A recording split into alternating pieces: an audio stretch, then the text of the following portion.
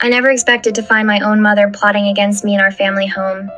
Yet here I stand frozen in the entryway, my heart thundering against my ribs as their voices drift from the living room. The floorboards creak under my feet despite my careful steps, but Mom and Ethan are too engrossed in their conversation to notice. We'll transfer everything before she realizes, Mom says, her voice rising with that familiar fever-pitch enthusiasm she only gets when discussing Ethan's future. The inheritance, the property rights, it's all going to you. My hand finds the doorframe, steadying myself as the words sink in. Through the gap in the door, I watch my younger brother sprawl across our worn leather sofa, his expression smug as he scrolls through his phone. He barely glances up at Mom, who paces the room with animated gestures, practically glowing with determination. What about Aurora's share? Ethan asks, though his tone suggests he couldn't care less about the answer. She's going to throw a fit when she finds out. Mom waves her hand dismissively. She'll understand that this is for the best. You're the one with real potential, sweetheart. Aurora's just drifting. No direction, no ambition. This money would be wasted on her. The words hit like a physical blow. I press my palm against my mouth, trying to contain the gasp that threatens to escape. The stained glass windows cast afternoon light in fractured patterns across the room, distorting everything in shades of blue and amber. How fitting that even the light in this house refuses to show things as they truly are. Besides, Mom continues, she's too soft, just like her father was, always letting emotions cloud her judgment. Dad. The memory crashes over me. Sunday morning breakfast, age 7, watching Dad collapse mid-sentence, his coffee mug shattering against the kitchen tile. The paramedics couldn't save him. Mom remarried David within 2 years, desperate for stability, and then Ethan came along. Everything changed after that. My vision blurs as I remember David's gentle encouragement when I made the basketball team. The way he'd attend every game while Mom was busy shuttling Ethan to piano lessons.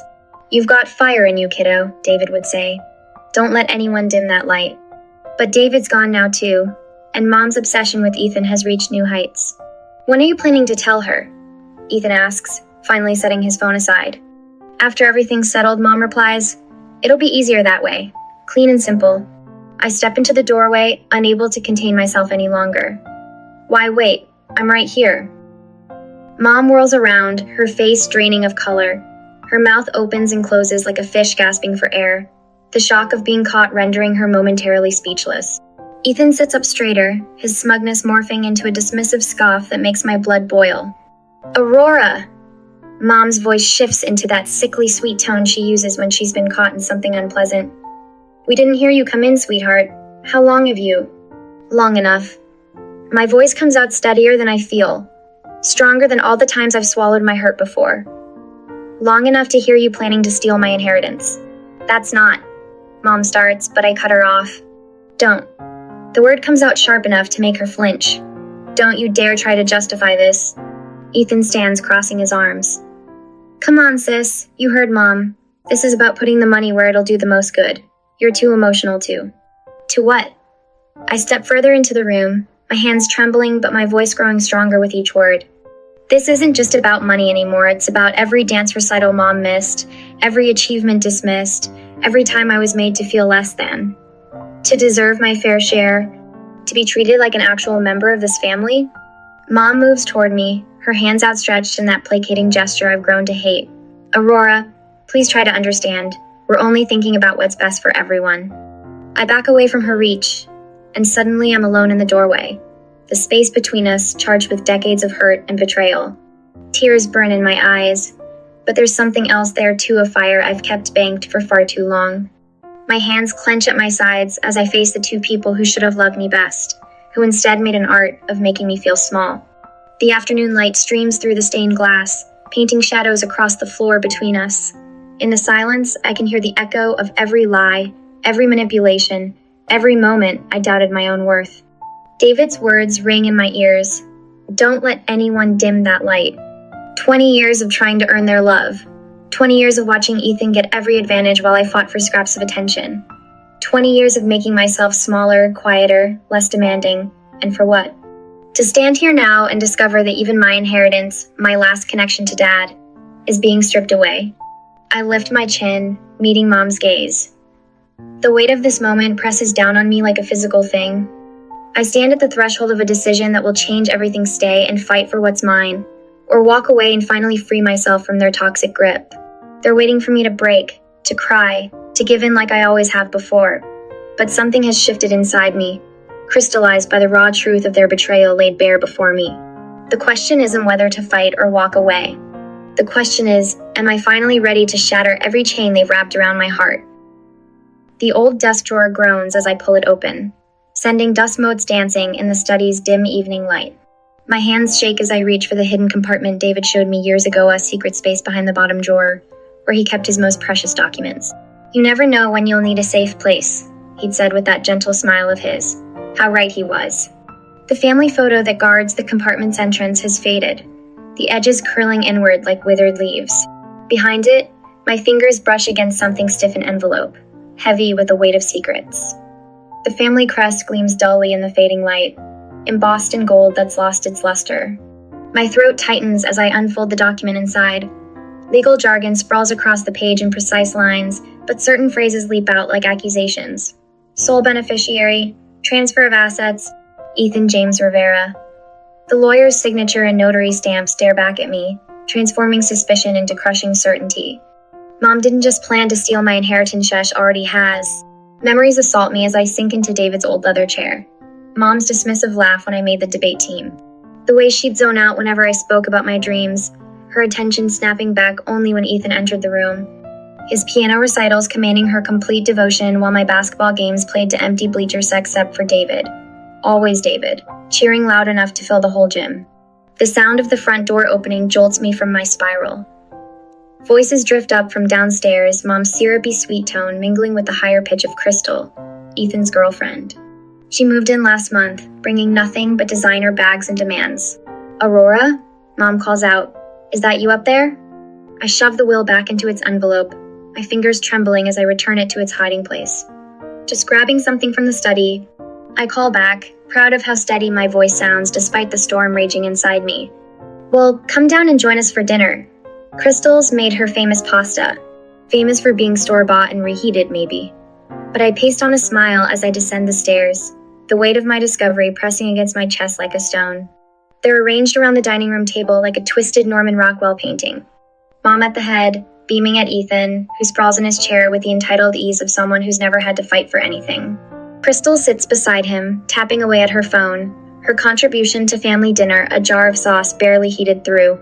There you are, sweetheart, Mom says, but her eyes slide past me almost immediately, drawn back to Ethan like a compass finding true north. Ethan was just telling us about his new business venture. Isn't it exciting?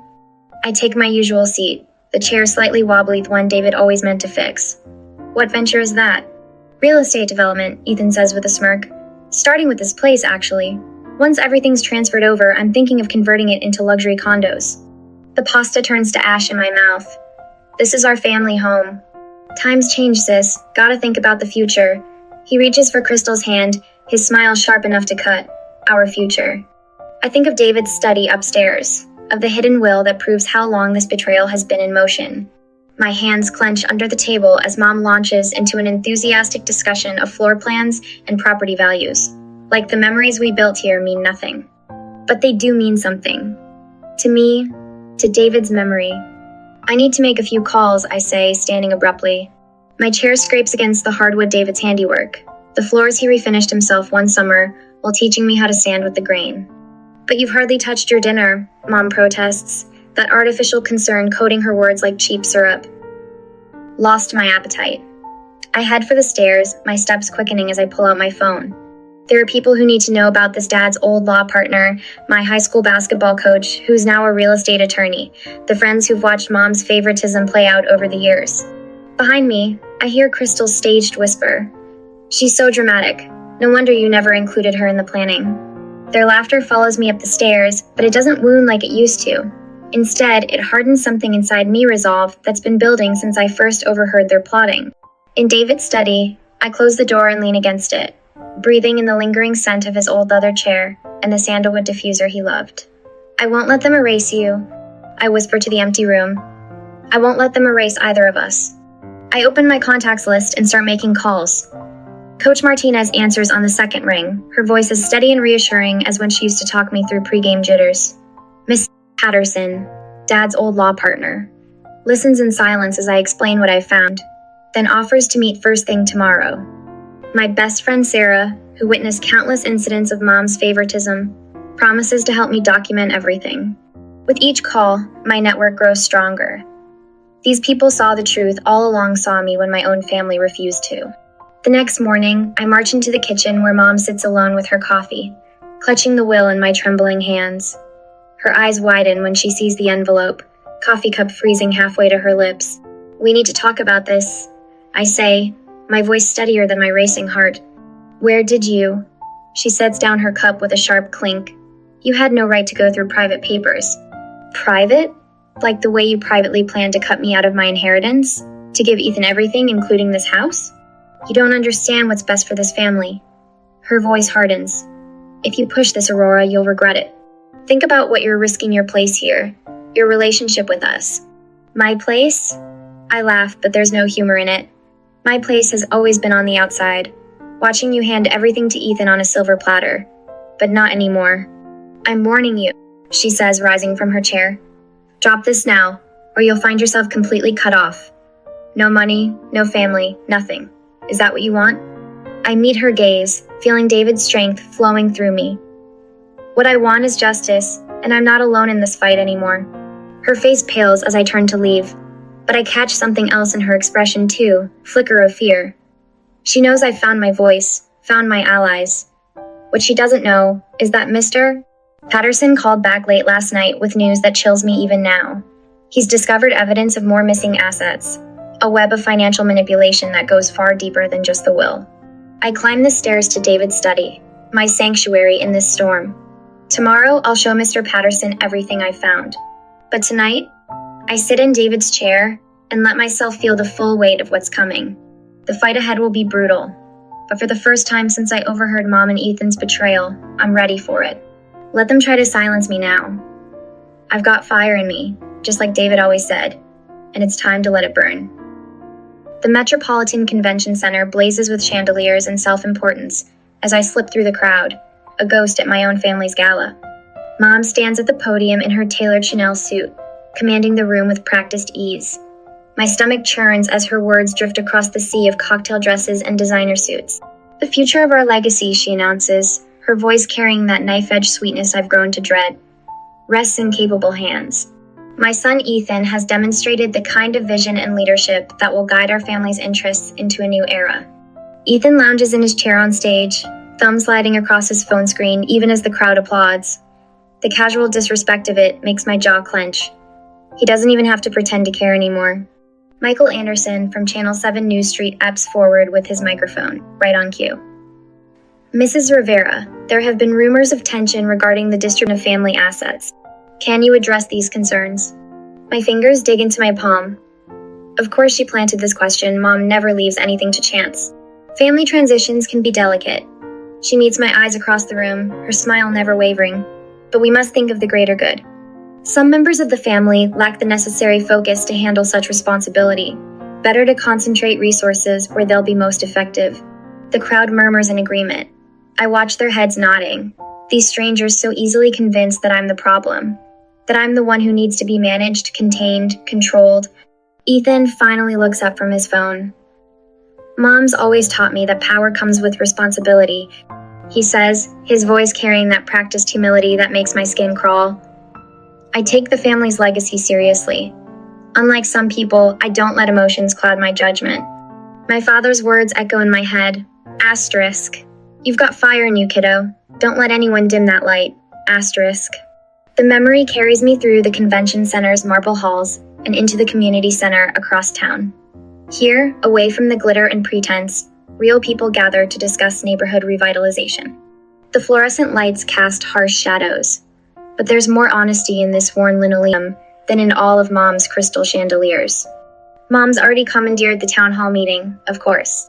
She stands at the front in the same Chanel suit, spinning promises about community investment that will somehow, inevitably, end up benefiting Ethan's latest venture.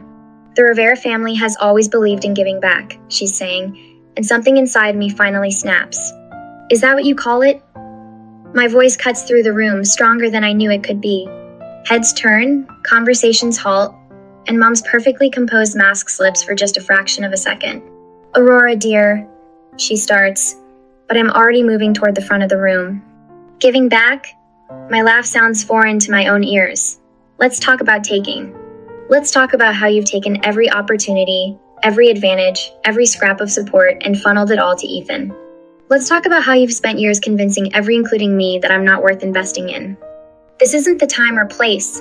Mom's voice has an edge now, a warning. It's exactly the time and place. Tears burn in my eyes, but I refuse to let them fall. These people deserve to know who they're really dealing with. A woman who would steal her own daughter's inheritance. Who would? You're proving my point about letting emotions cloud your judgment. Mom's words are precise, calculated to cut.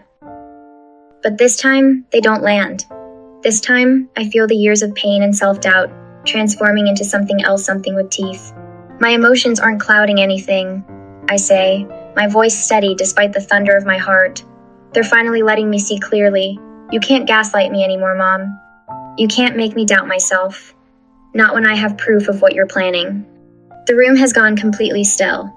In the harsh fluorescent light, I watch Mom's carefully constructed facade begin to crack. She opens her mouth, closes it, opens it again, but for once, she has no words to smooth this over. And in that moment, standing in this humble community center with my truth finally spoken aloud, I feel the first real stirring of power. Not the kind that comes from designer suits or media manipulation, but something deeper. Something that's been waiting inside me all along, like banked embers finally catching flame. Back in Dad's study, I trace my fingers across his old desk. The room still holds echoes of him engineering books, lined up precisely on the shelves, his vintage desk lamp casting a warm glow across photographs I'd almost forgotten. Me at my first basketball game, Dad beaming with pride. The last Christmas we had together, before everything changed. The confrontation at the community center replays in my mind, but this time I feel something different stirring beneath the anger and hurt. Strength. Purpose. The desk calendar becomes my war room map as I plot out the next steps.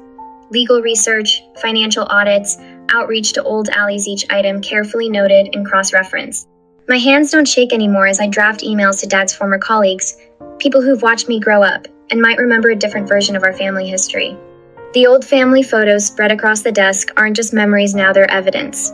Each one tells a story of systematic exclusion, of opportunities denied, of Ethan's gradual elevation at my expense. The storm outside matches my intensity as I work late into the night at First National Bank, poring over archived documents. My heart nearly stops when I find it a forgotten safe deposit box containing a contract I've never seen before. The legal language is dense, but one clause stands out with crystal clarity, a provision that could unravel Mom's entire plan. Lightning flashes outside as I dial Cynthia Ramirez, my trusted legal advisor. You need to see this, I tell her, my voice barely containing my excitement. I think I found our way in. The thunder rolls as I stare out at the rain-slicked streets, the contract clutched to my chest. The question isn't if I'll use this newfound advantage, it's how.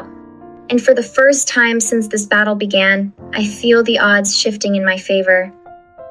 The Rivera Family Foundation Gala buzzes with artificial warmth. A sea of designer dresses and practiced smiles that used to feel like home. Now I see the cracks in every facade, the hollow performative charity that Mom cultivated for years. My black cocktail dress feels like armor as I wade through clusters of Seattle's elite, dropping carefully crafted hints like poisoned breadcrumbs. Oh, you hadn't heard about the donation discrepancies?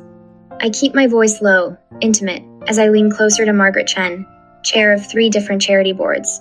Her eyebrows lift slightly, the only tell in her Botoxed face. I'm sure it's nothing to worry about, though the timing of those transfers was interesting. I drift away before she can press for details, but I catch her immediately pulling out her phone. The murmurs will spread like wildfire. They always do in these circles. Across the glittering ballroom, I spot Cynthia Ramirez, my razor-sharp lawyer, discreetly passing folders to selected journalists. Her red stilettos click against the marble floor with quiet authority. When our eyes meet, she gives me the slightest nod. Phase 1. Complete. The champagne burns my throat as I take a measured sip, watching Mom work the room with Ethan trailing in her wake. Her coral dress matches the flush rising in her cheeks as she notices the shifted energy, the way conversations pause when she approaches, the subtle withdrawals that leave her grasping at empty air. My phone vibrates. Michael Anderson's message lights up the screen. Ready when you are.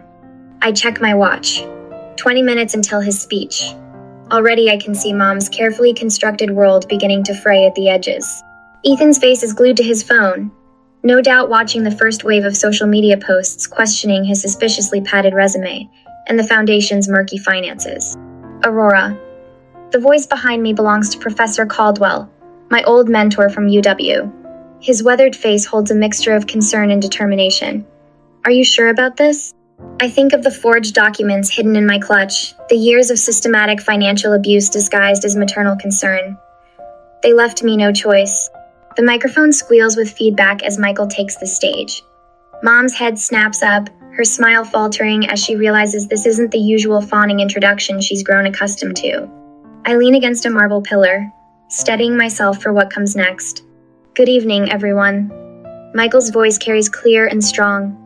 I'd like to discuss some concerning findings regarding the Rivera Family Foundation's financial practices over the past decade.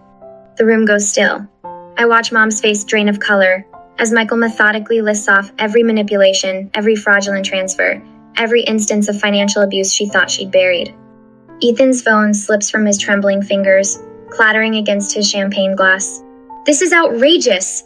Mom's voice rises above the growing murmurs, shrill with desperation. She practically runs to the stage, snatching the microphone. These accusations are completely unfounded. Aurora is simply jealous of her brother's success. Is she? Professor Caldwell's voice cuts through the chaos. He steps forward, commanding attention with his distinguished presence. I watched you sabotage your daughter's academic career to funnel more resources to your son. I have documentation of scholarships mysteriously redirected, of opportunities blocked. The floodgates open. Other voices join in, each with their own story of witnessed manipulation. Mom's grip on the microphone turns white-knuckled as her perfectly curated image crumbles in real time. My phone buzzes again. Cynthia's email glows urgent on the screen. I step onto the terrace, the cool night air a sharp contrast to the heated revelations inside. The city skyline sparkles below, indifferent to the implosion of my family's legacy. The attachment opens slowly, each second an eternity. When the document finally loads, my breath catches in my throat. This isn't just evidence of Mom's financial abuse, it's proof of criminal fraud. The original version of David's will, unaltered, showing his intent for an equal split between Ethan and me. Beside it, Mom's clumsily forged version that cut me out entirely. Cynthia's message blinks beneath the damning evidence. If we act now, Linda could face legal repercussions. The choice is yours. I stare at the Seattle skyline, the weight of this final weapon heavy in my hands. Behind me, I can hear Mom's voice rising in increasingly desperate justifications. The foundation of her power is already cracking. One more push could shatter it completely. The question isn't whether to use this evidence. The question is, when will it hurt her most? The downtown Civic Center looms before me, its polished marble columns casting long shadows in the afternoon sun. Through the glass doors, I spot Mom at the podium, her designer blazer, a slash of crimson, against the wood paneling. My pulse quickens as I check my phone one last time. Michael Anderson's message confirms he's ready to live stream everything. I push through the doors, and the murmur of voices washes over me. The conference hall is packed with community leaders, journalists, and familiar faces from Mom's social circle. Ethan sprawls on a leather sofa near the podium, his attention fixed on his phone as usual. Neither of them notice me yet. The contractual stipulations are quite clear. Mom announces, her voice carrying that familiar note of authority that used to make me shrink. Any attempts to contest the distribution of assets will be met with immediate leaction from our team of... You mean the legal team that helped you forge Dad's signature? My voice cuts through the room like a blade. Mom's hand freezes mid-gesture. Ethan's head snaps up, phone forgotten. The crowd parts as I stride forward, my heels clicking against the marble floor. The stack of documents in my briefcase feels heavy with truth. Aurora. Mom's smile is brittle. This isn't the time or place for family discussions. Actually, it's exactly the right time and place. I set my briefcase on the podium beside her, maintaining eye contact as I click it open. Since you're so eager to discuss legal matters, Ethan rises from the sofa, his earlier smugness curdling into something darker. "Sis, you're embarrassing yourself. Just leave before." "Before what?" I withdraw the first document, the signed affidavit from Thomas Chen, our former family lawyer. "Before I show everyone how you and Mom doctored Dad's will." The paper trembles slightly in my hand, but my voice remains steady. "Or maybe before I reveal the backdated property transfers, the hidden accounts." Gasps ripple through the crowd. Phone cameras rise like a wave. From the corner of my eye, I spot Michael's live stream setup, his camera trained on Mom's rapidly paling face. "These are baseless accusations," Mom sputters, reaching for the affidavit. I pull it away, my movements deliberate. "Everything I'm saying is documented." I face the crowd, drawing strength from their rapt attention. I have bank records spanning 10 years, witness testimonies, audio recordings of my mother and brother planning to divert my inheritance, me father's legacy through a series of fraudulent transfers. "You ungrateful little," Ethan starts forward, but Mom grabs his arm, her knuckles white. "I've spent months building this case," I continue, my voice growing stronger with each word. "Working with financial investigators, legal experts, even members of this community who witnessed years of manipulation and favoritism. Today, I'm not just reclaiming my inheritance. I'm reclaiming my voice." The room buzzes with whispers and the rapid-fire clicks of cameras. Mom's carefully crafted image of the devoted family matriarch crumbles visibly. I see it in the way her shoulders cave, in how her perfectly manicured hand trembles as she reaches for the podium.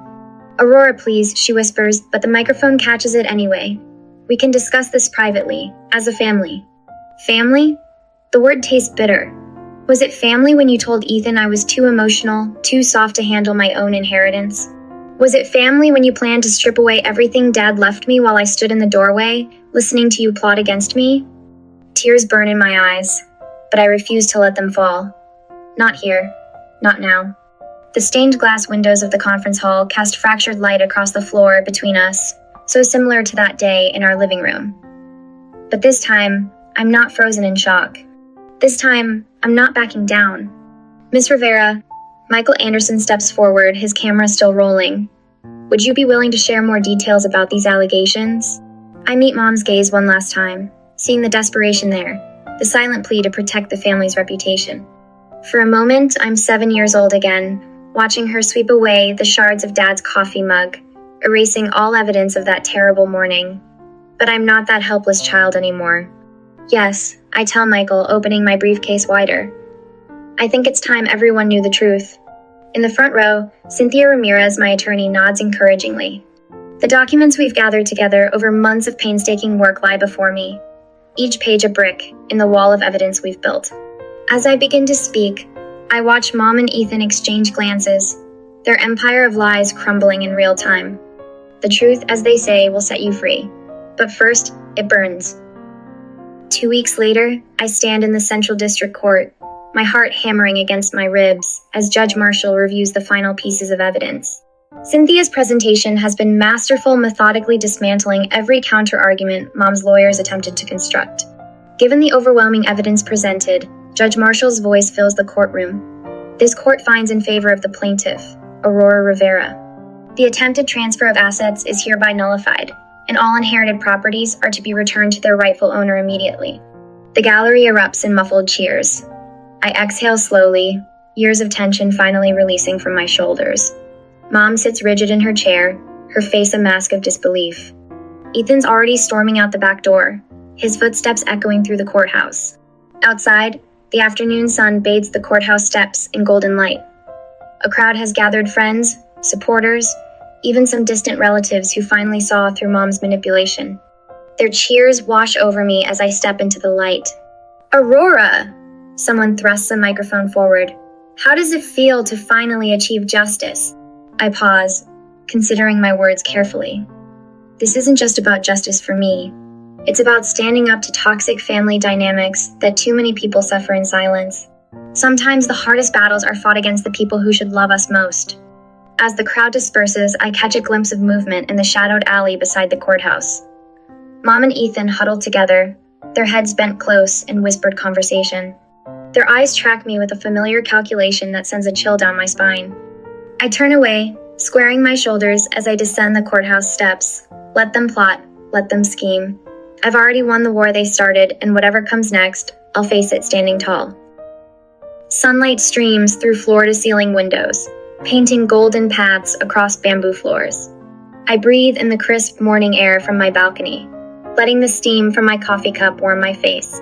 No more tiptoeing through shadowed hallways or bracing for acidic comments over breakfast. This space is mine, every carefully chosen piece of furniture, every splash of color on the walls, every moment of silence or sound entirely under my control. I trace my fingers along the framed photograph of David on my entry table, his proud smile frozen in time as he stands beside my younger self at a basketball game. "You were right," I whisper, adjusting the vintage basketball beneath it, signatures faded but still visible. The fire was always there.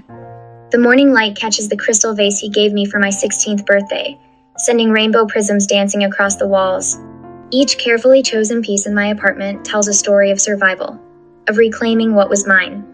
The city pulses below my window, a rhythm so different from the suffocating quiet of the family estate. I grab my leather Jaquita recent splurge that would have earned Mom's disapproval and head out, ready to embrace the morning. The boulevard stretches before me, lined with local shops and cafes where familiar faces greet me with genuine warmth. No hidden agendas, no subtle barbs wrapped in saccharine smiles. I pause before a sprawling mural that spans the side of the community center. A phoenix rises from swirling flames, its wings spread wide against an urban sky. The artist captured something raw and true in those eyes of defiance that speaks to the warrior in my soul. I've stared at this mural countless times over the past months, watching as its meaning shifted from aspiration to reflection.